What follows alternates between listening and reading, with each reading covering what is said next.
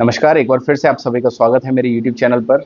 मैं आशीष कुमार आप सभी का स्वागत करता हूं और तहे दिल से मैं आप लोगों का शुक्रिया करता हूं कि आपने अभी तक मुझे इतना प्यार दिखाया। मेरे चैनल में ऑलमोस्ट 3,500 के आसपास सब्सक्राइबर्स हैं।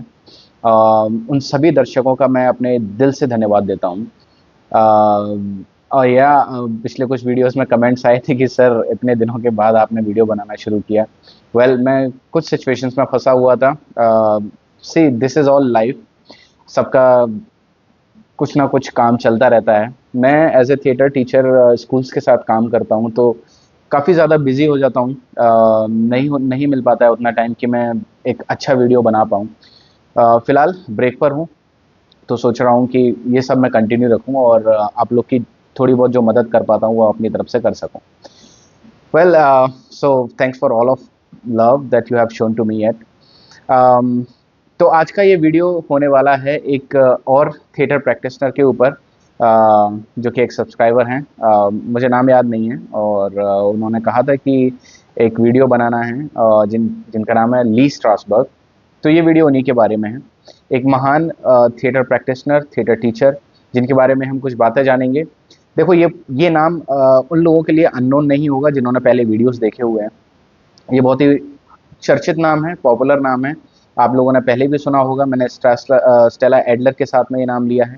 मैंने सैनफोर्ड माइजनर के साथ में ये नाम लिया है, क्योंकि ये तीनों साथ में कनेक्टेड हैं। ग्रुप थिएटर में साथ में काम किया है इन्होंने। तो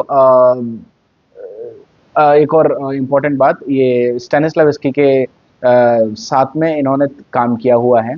तो ये नाम कहीं से भी आप लोग के लिए अननोन नहीं रहेगा। तो आइए चलते हैं और जानते हैं उनके कुछ पर्सनल लाइफ के बारे में, उनके की टेक्निक्स के बारे में, और उनकी क्या राय थी अभिनय को लेकर, वो सब आपको बताया जाएगा।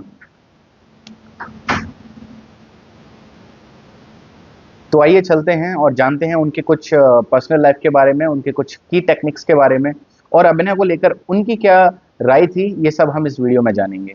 आइए चलते हैं। ली स्ट्रासबर्ग का जन्म 17 नवंबर 1901 में हुआ था। ग्लासिया, जो अभी यूक्रेन में है, तो वहाँ के एक छोटे से शहर बुदनाई में उनका जन्म हुआ। वो एक जूइश फैमिली से बिलोंग करते हैं, और जब वो महज एक 7 साल के छोटे बच्चे थे, तब उनका पूरा परिवार अमेरिका शिफ्ट हुआ, न्यूयॉर्क शहर में। एक्टिंग की शुरुआत उन्होंने तब की जब उनके बड़े भाई का देहांत हो गया, और इस दुख के कारण उन्होंने अपनी ज़िंदगी को समझने का और एक्सपीरियंस करने का एक नया तरीका मिला, जो कि अभिनय था। उन्होंने अपने एक्टिंग करियर की शुरुआत एज एन एक्टर और एज एन स्टेज मैनेजर की। 1920 में उन्होंने एक ग्रुप ज्वाइन किया जिसका नाम था अमेरिकन लेबोरेटरी थिएटर। यहीं पे उन्होंने पहली बार स्टैनिस्लाविस्की के बारे में सुना और उनके एक्टिंग मेथड के बारे में जाना। ये उनके लाइफ का टर्निंग पॉइंट बना। 1931 में ली स्ट्रासबर्ग ने ग्रुप थिएटर के को फाउंडर बने, जो कि एक रिवोल्यूशनरी थिएटर मूवमेंट था अमेरिकन हिस्ट्री में। मतलब अमेरिका के इतिहास में ये एक बहुत बड़ी बात थी। ये लोग बिलीव करते थे, ये लोग कौन, Lee Strasberg, Stella Adler, Sanford Meisner, ये लोग बिलीव करते थे कि एक्टिंग को एक रियल इमोशन के साथ करना चाहिए, और वहीं से उन्होंने अपने एक्टिंग मेथड का डेवलपमेंट शुरू किया। सी साथ में इन्होंने स्टैनिस्लाविस्की एक्टिंग मेथड सीखा। उसके बाद में Stella Adler, Sanford Meisner, Lee Strasberg, इनके रास्ते अलग अलग हो गए। हाँ, सैनफोर्ड माइजनर और स्टेला एडलर ने साथ में काम किया, क्योंकि उनकी जो आइडियोलॉजी थी थिएटर को लेकर, एक्टिंग को लेकर, वो काफ़ी हद तक समान थी। और ली स्ट्रासबर्ग एग्जैक्टली स्टैनिस्लाविस्की के एक्टिंग मेथड पर बहुत ही ज़्यादा स्ट्रांगली उस पर बिलीव करते थे, जो कि इमोशनल मेमोरी थे, जो हम आगे बात करने वाले हैं। ली स्ट्रासबर्ग, इनकी शादी 3 बार हुई, और काफ़ी रंगीन मिजाज के इंसान थे। पॉला स्ट्रासबर्ग, इनकी बीवी, वो भी एक एक्टर और थिएटर कोच रहीं। उनके 2 बच्चे थे, और एक उनकी बेटी सुजैन स्ट्रासबर्ग, जो कि एक्टर हैं, बहुत ही फेमस एक्टर हैं। ली स्ट्रासबर्ग को एक्टर स्टूडियो का गॉडफादर माना जाता है। 1951 से लेकर उन्होंने अपनी डेथ तक एक्टर स्टूडियो के आर्टिस्टिक डायरेक्टर के तौर पर काम किया। उनका देहांत 17 फरवरी 1982, यस 17 फेब 1982 में उनका न्यूयॉर्क शहर में देहांत हो गया। सो ये उनकी लाइफ के बारे में एक छोटा सा इंट्रोडक्शन है, बहुत ही संक्षिप्त में। अभी हम बात करेंगे उनकी टेक्निक के बारे में कि उनकी क्या टेक्निक थी, और जो स्टैनिस्लाविस्की से काफ़ी ज़्यादा इंस्पायर थी। तो अब हम उसके बारे में डिटेल में बात करेंगे। ली स्ट्रासबर्ग को समझने के लिए आपको स्टैनिस्लाविस्की को समझना बहुत ज़रूरी है, क्योंकि स्टैनिस्लाविस्की के स्टूडेंट थे और उनके सिद्धांत को बहुत स्ट्रांगली बिलीव करते थे ली स्ट्रासबर्ग, जिसमें से इमोशनल मेमोरी एक ऐसी चीज़ है जो कि एक बहुत ही बड़ा रोल प्ले करती है ली स्ट्रासबर्ग की एक्टिंग मेथड में। तो उनका मानना ये था कि डोंट जस्ट एक्ट। उनका कहना था कि आप है ना कि स्टेज पे जाके बस जाके सिर्फ डायलॉग मत बोलो, स्टेज पर इधर उधर घूमो मत अननेसेसरली, बट आप अपने किरदार को जियो, है ना। सो अब आपको लगेगा कि ये तो स्टैनिस्लाविस्की कहता था, कई हद तक ये सेम है, क्योंकि मैं आपको पहले भी बोल रहा हूँ कि ये वो इंसान है, ये वो थिएटर प्रैक्टिशनर है जो स्टैनिस्लाविस्की के एक्टिंग मेथड को बहुत स्ट्रांगली बिलीव करते थे। तीन तीन बेसिक टेक्निक आपको अपने दिमाग में रखनी है। ये ये एक बहुत खतरनाक इंसिडेंट हुआ था, उसकी वजह से I have lost this finger. So yes, तीन बेसिक टेक्निक, तीन इंपॉर्टेंट टेक्निक आपको याद रखनी है। इमोशनल मेमोरी, फिर सेंस मेमोरी, इसके ऊपर भी मैं वीडियो बना चुका हूँ, इमोशनल मेमोरी के ऊपर भी वीडियो है। फिर एक रिलैक्सेशन एक टेक्निक है। तो इमोशनल मेमोरी, जैसे कि मैंने बताया कि आप अपने पुराने एक्सपीरियंसेस को आप याद करें और इमोशंस को रिफ्लेक्ट करने के लिए आप उन मेमोरीज का सहारा ले सकते हैं।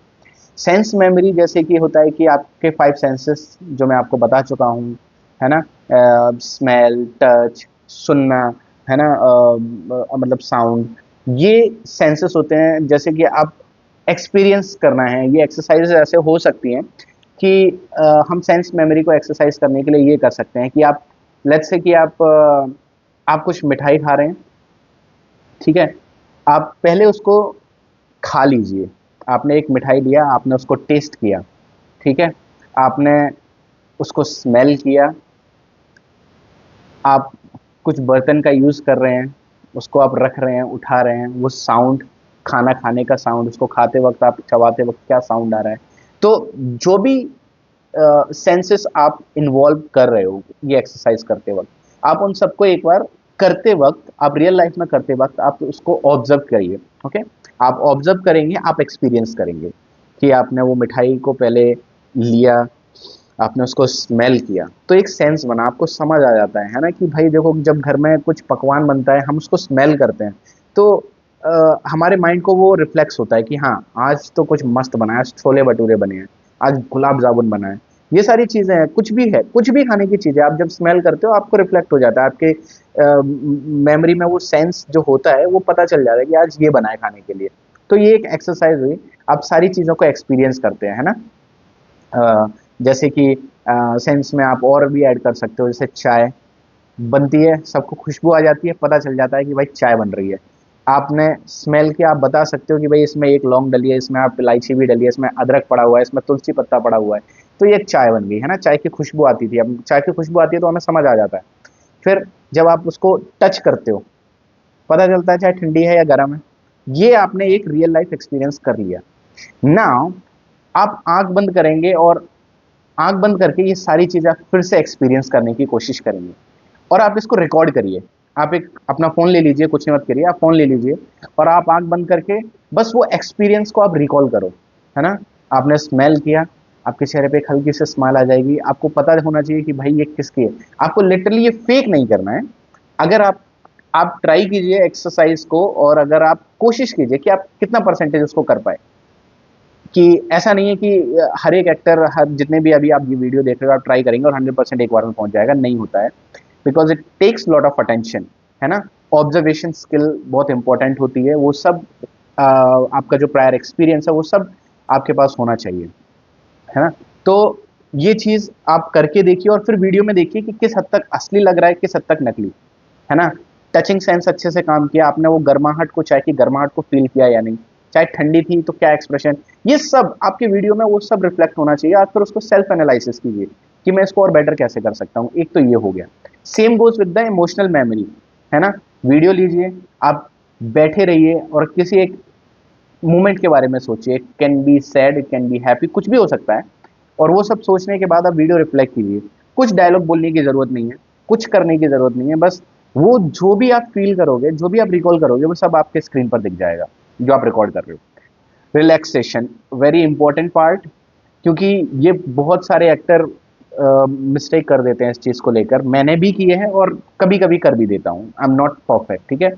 स्टेज पर आप जाते हो तो कई बार हम इतने टेंस्ड होते हैं। तो मेजर प्रॉब्लम यही है कि आप स्टेज पर जा रहे हो, आप डायलॉग बोल रहे हो, आपके पास टेंशन बहुत होती है कि भाई डायरेक्टर को क्या चाहिए, कैसा पसंद आएगा, ये डायलॉग मैं इस तरीके से बोलूंगा तो पसंद आएगा कि नहीं, ऑडियंस देख रही है, मुझे हंसेगी देखकर, ये वो। तो बॉडी में स्टिफनेस बहुत आ जाती है कि भाई कई बार आपके हाथ, आप खड़े खड़े डायलॉग बोल दोगे और आपके हाथों का मूवमेंट नहीं हुआ, आपके पैर एक जगह से जम जाते हैं, है ना, फ्रीज हो जाते हैं, क्यों, नर्वसनेस की वजह से। तो वो as an actor, no matter how hard the situation is, जो कि मुश्किल होता है, बट आपको रिलैक्स रहना चाहिए, है ना। आप रिलैक्स रहिए, आपके बॉडी में कहीं पर भी टेंशन नहीं रहेगी। अगर टेंशन आई तो आप अपने इमोशंस को अच्छे से रिफ्लेक्ट कर ही नहीं पाओगे, है ना। ये जो अभी मैं जो बात कर रहा हूँ, मैं बहुत, मेरे अभी तक के वीडियोस ऐसे होते हैं कि मैं स्क्रिप्ट नहीं लिखता हूँ। मैं ऑन स्क्रीन स्पॉन्टेनियसली जो डायलॉग मेरे मन में आता है, जो अभी बातें मेरे पास आ रही हैं, मैंने कहीं कुछ लिखा नहीं है और मैं नॉर्मली आपसे बात कर रहा हूँ, है ना। So that's what acting is. It should look like that you are just communicating with your audience. ये ना मुझे किसी डायरेक्टर ने बताया है कि आप ये एक्शन करो, ये एक्शन करो, ये वीडियो बनाते वक्त, नहीं। It's all impulse, it's reflex, है ना। अम, ये बहुत ही नेचुरल चीज होती है। पॉजेस आ रहे हैं अपने आप, मैं कुछ बात कर रहा हूं तो मैं सोच कर बात कर रहा हूँ, है ना। I am taking my time, I am not rushing. मेरे बॉडी में फिलहाल मुझे पता है, आई एम कॉन्फिडेंट, क्योंकि मैं what ever the information I am giving you is all right, it's correct, it's authentic. तो मेरे बॉडी में कहीं पे भी कोई टेंशन नहीं है कि भाई मैं यहाँ फ्रीज हो जाऊंगा या मेरी ऑडियंस मुझे यहाँ जज करेगी। ठीक है, मुझे पता है मैं सही हूँ, आई एम ऑल राइट, मेरे पास कोई, मैं आई एम सो रिलैक्स्ड। आपको भी परफॉर्म करते वक्त, आप कोई भी एक्सरसाइज परफॉर्म करते हो, आप स्टेज पर परफॉर्म करते हो, आप खुद को शूट कर रहे हो, try to keep yourself calm and relax. तो आपका ब्रेन फंक्शन बहुत अच्छा हो पाएगा और आप बहुत अच्छा इम्प्रोवाइज कर पाओगे, है ना।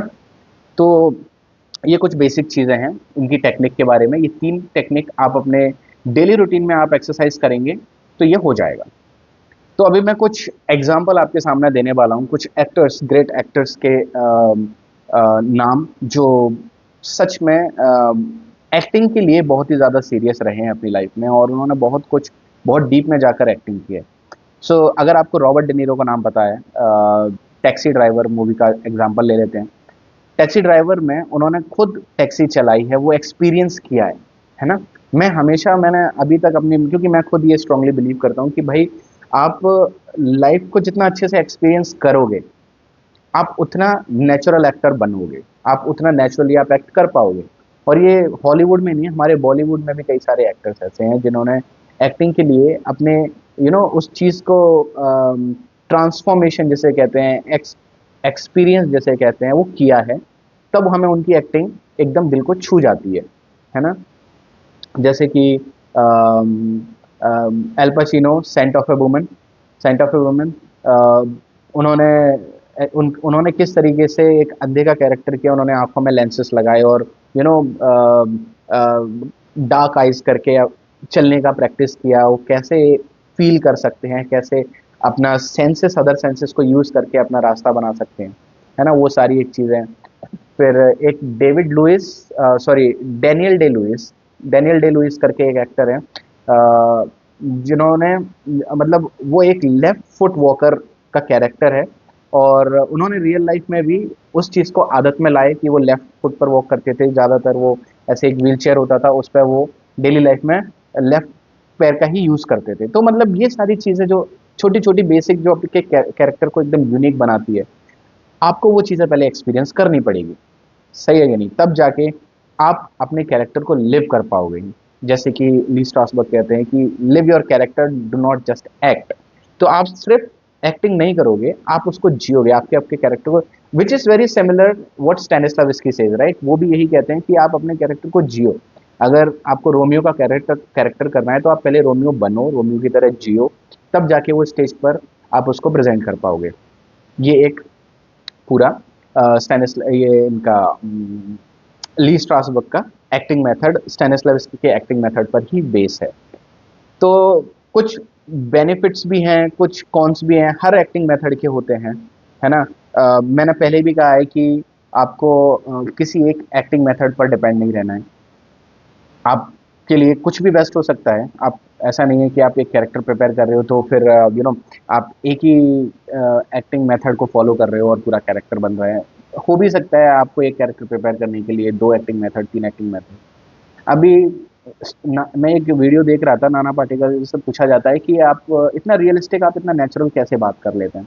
उनका कहना एक ही था कि कुछ नहीं, मैं बस स्क्रिप्ट को कई बार पढ़ता हूँ, डायलॉग को इतना बार पढ़ता हूँ कि वो मुझे लगने लगता है कि मेरी डेली लाइफ का हिस्सा है।